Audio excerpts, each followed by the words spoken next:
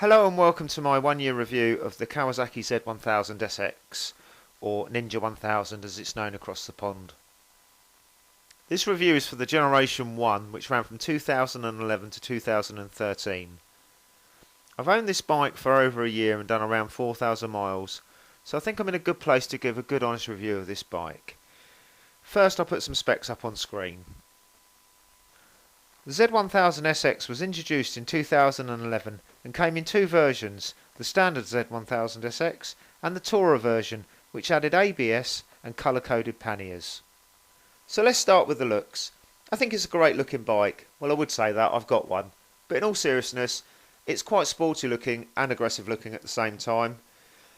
And even with the panniers fitted, I think it's still a great looking bike, and there's not many bikes you can say that about.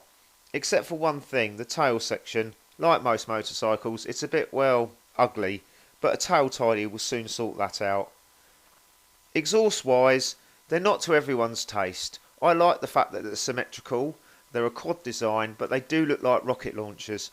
I personally think they're quite cool looking.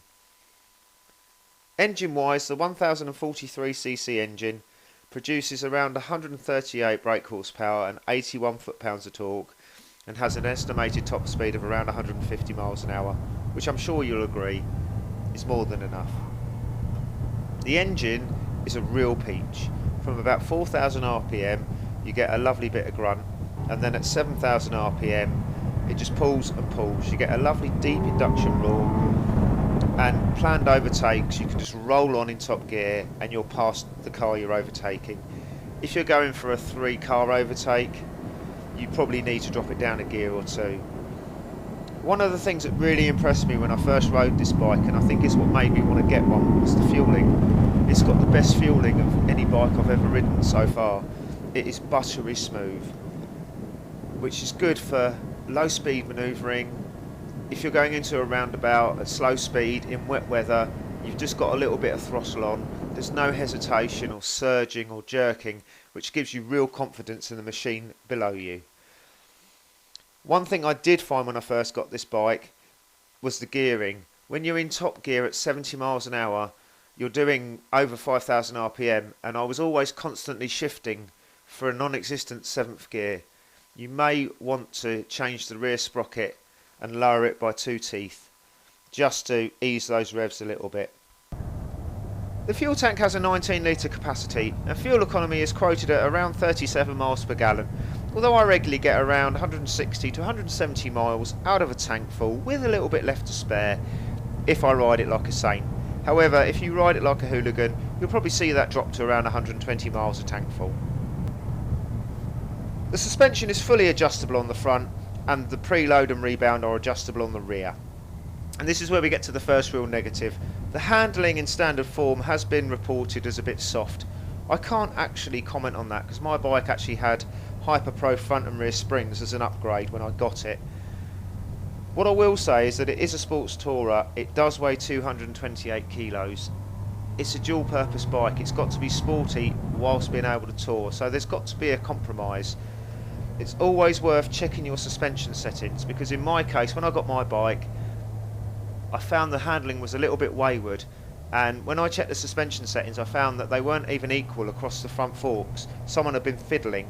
So it's well worth checking your suspension settings, then also looking at your sag, getting that set up, and then if you're still not happy you can always upgrade the suspension. Comfort wise we get to another negative, and it's the seat. It is so uncomfortable. It's so badly padded in standard form. Like most owners, I've had mine repadded to stop my arse getting numb. I used to find that after about 30 to 40 minutes riding, my arse would get so numb it would distract me from riding, which is not good. So that is my best piece of advice. If you get one of these and your seat hasn't been repadded, do it. Make it the first thing you do. Your arse will thank you for it. The front screen is manually adjustable in 3 positions, although you may find that you need to change the front screen depending on your height.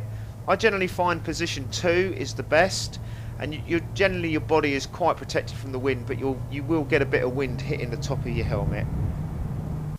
The bike has no form of helmet lock, which I find crazy. I know they did a Tourer version with panniers. You can get aftermarket panniers, but it would be nice if you're like me and you don't have the panniers, to be able to hang your helmet on the bike when you stop somewhere. Also, the underseat storage is not the best. It's quite small. So if you're like me and you carry bits and pieces around with you, you might want to consider some form of tail bag or tank bag. Brakes wise, up front we've got a pair of pedal style front discs, which I think look really cool. The rear disc is also pedal style. The front brake calipers are radial and they provide good feel. The rear brake is a little weak, but that's like most bikes. One thing I did do is when I needed brake pads, instead of fitting the Kawasaki OE ones on the front, I fitted EBCs, and I found that this gave a good brake and improved performance and feel. Reliability wise, apart from consumables and servicing, mine has been faultless. I did have to change the chain and sprockets and head bearings, but I think that was down to the previous owner and lack of maintenance. It's quite well known that the standard Kawasaki chain is a bit prone to rusting, so you need to be on top of your chain maintenance. And if you're having the chain replaced, make sure you get the correct heavy duty chain for the bike. Bearing in mind it is a nigh on 140 brake horsepower 1 litre bike, you don't want to be fitting any old crap on there. You want a chain that you know can handle the torque and power. The bike has no centre stand, which is a bit of a pain, so you're going to need to use an ABBA stand or paddock stand and bobbins to lift the rear wheel for maintenance, etc. And what I will say is, if you're using aftermarket paddock stand bobbins and you have standard exhaust, you will need to remove those paddock stand bobbins before you ride the bike. Under certain heavy load conditions, riding 2 up, carrying luggage, or if your suspension's a bit on the soft side, they can contact the underside of the exhaust, which will cause damage, and in the worst way could potentially rip out the threads in the swinging arm. And even if you're using the Kawasaki ones, which are a lot narrower, I would still advise, and I think Kawasaki advise, that they are removed before the bike is ridden. It is a bit of a pain. Quality wise, my bike's getting on for about 7 years old and it still looks great. The paintwork still is in great condition, all the metal parts are still in great condition, but then I do look after it and I do wash it regularly. And I think the previous owner, even though he didn't look after the chain very well, I think he did clean it often, and it shows. So what's it like to ride? Well, the dash is simple and clear with an analogue rev counter and a digital speedo that is clear and easy to read. However, there is no gear position indicator in the display like the later bikes, and as I mentioned earlier, due to the gearing you will find yourself searching for that non-existent 7th gear until you learn the revs for the road speed. The actual riding position is comfortable once you get that seat sorted. You can munch miles on this bike on dual carriageways and motorways, or you can attack your favourite curvy B road. But just bear in mind, as I mentioned earlier, it's not an out and out sports bike, so if you're used to an agile handling bike, this is not it. The Z1000SX takes a little bit of effort, you have to manhandle it a little bit, but it is very stable and you can get some really good lean angles. I will just mention the headlights.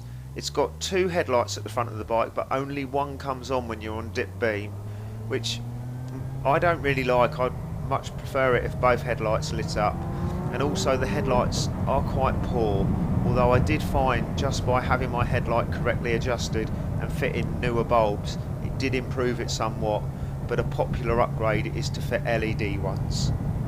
So in closing, we'll cover the negatives first. The seat is uncomfortable, you will need to get that repadded. The standard screen may not provide you with good enough wind protection and you might need to change that. There's no helmet lock, the exhausts aren't to everyone's taste, and the standard suspension is a bit soft. But why do I love this bike so much? Why would I have another one? Well, it's because the pluses outweigh the negatives. If you want a versatile sports tourer that's got plenty of grunt, a great creamy engine, and is a good looking bike in my opinion, then this is a great choice. Ride one and see for yourself. I don't think you'd be disappointed.